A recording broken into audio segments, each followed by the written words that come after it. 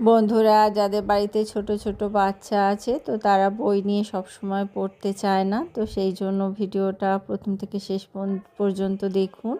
তো বাড়িতে বিভিন্ন জায়গাতে যদি এইভাবে কিছু বাচ্চাদের শেখার জন্য আমরা ছবি এঁকে থাকি, তার সাহায্যেও বাচ্চাদের ভীষণ ভালোভাবে শেখানো যায়।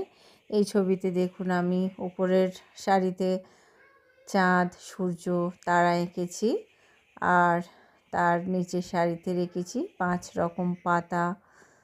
যেমন এখানে আছে জবা ফুলের পাতা, আম পাতা, এরকম পাতা। এই দেখুন আম আঁকা আছে, আপেল, স্ট্রবেরি।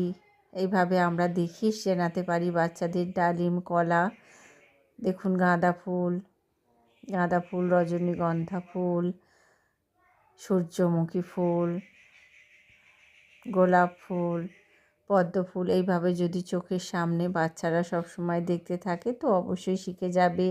বল, এটা ব্যাট বল, ঘুড়ি, লাটিম, মিষ্টি কুমড়ো, দেখুন পেঁপে, গাজর, ঢ্যাঁড়স, বেগুন। দেখুন এখানে ছাতা আছে, লাঠি, জামা, এটাও একটা ছেলেদের জামা, জুতো। দেখুন চেষ্টা করেছি সব কিছু করার জন্য যতটা আমার দরজাতে জায়গা ছিল।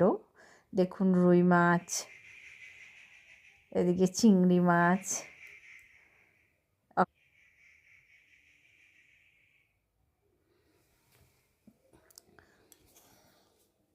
ভীষণ, আমার তো ভীষণ ভালো লাগলো। আজ আপনাদের কেমন লাগলো অবশ্যই সবাই কমেন্ট করে জানাবেন।